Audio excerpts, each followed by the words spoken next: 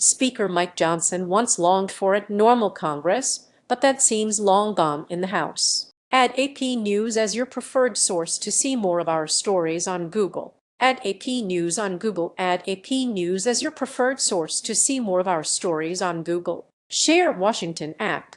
House Speaker Mike Johnson has lamented he would like to preside over a normal Congress, but the chamber the Republican is leading is anything but.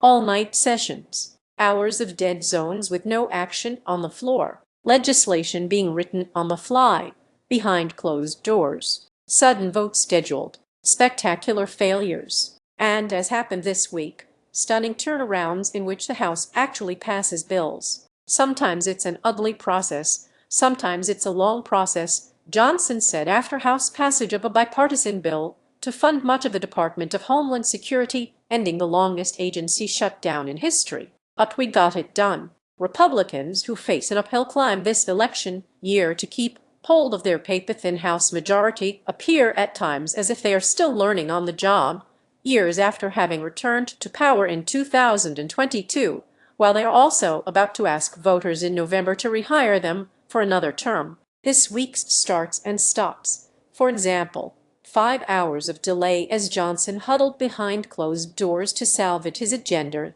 Then a sudden vote tally near 11 p.m. would typically have been the kind of situation that shocked the political and procedural senses. Now it's just another Wednesday. Or 2 weeks ago, when a routine House Rules Committee hearing ended up becoming a midnight forum to debut a just-produced 14-page bill to revise a surveillance bill known as the Foreign Intelligence Surveillance Act, or FISA, before it was rushed to the floor for a 2 a.m. vote. It failed. Read more. House Republicans have shown again that they can't govern, said Rep. Ted Lieu of California, part of Democratic leadership. They routinely pass bills to the Senate that are way too extreme. Then it ends up that we have all these floor session days where we're just doing nothing, he said.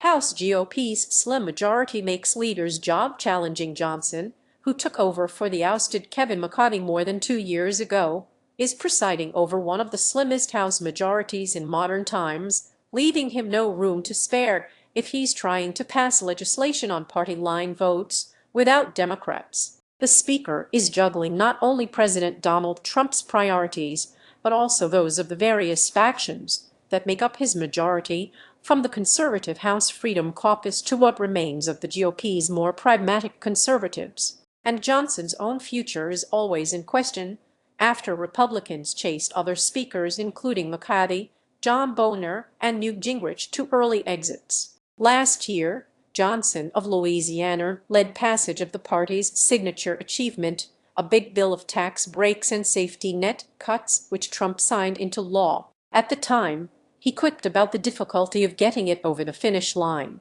"I do so deeply desire to have just a normal Congress," the Speaker said in July. "But it doesn't happen anymore," he said. "Our way is to plow through and get it done." What's ahead as House GOP tries to stay in power ahead of the fall elections? Johnson and other Republican lawmakers have discussed an agenda that includes the promise of another GOP-only budget package like the tax cuts bill that they could push through the House and the Senate without Democratic votes. Budget Chairman Jody Arrington, our Texas, said Thursday that he expects the centerpiece of that package will be supporting our troops with more than $100 billion in funding for the war against Iran, as well as money to replenish defense munitions and other Pentagon-related needs. Despite the turbulent week in the House, Arrington said what they are calling Budget Reconciliation 3.0 should be the next order of business. Yet GOP lawmakers may decide it's better to skip the hard work of legislating and the dramatic upheavals that tend to come with it, and hit the campaign trail to win over voters instead.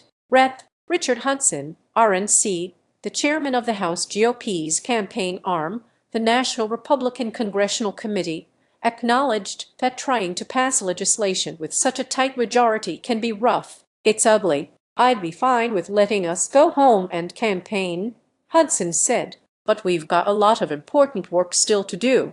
Some of Johnson's most ardent sparring partners, those most conservative Republican lawmakers, turned their blame for the messy process not on Johnson's leadership, but on their own GOP allies across the Capitol in the Senate, who often dismiss the House's work. Yeah, sometimes it gets a little tense, said Republican Rep. Chip Roy of Texas. But we're still getting stuff done.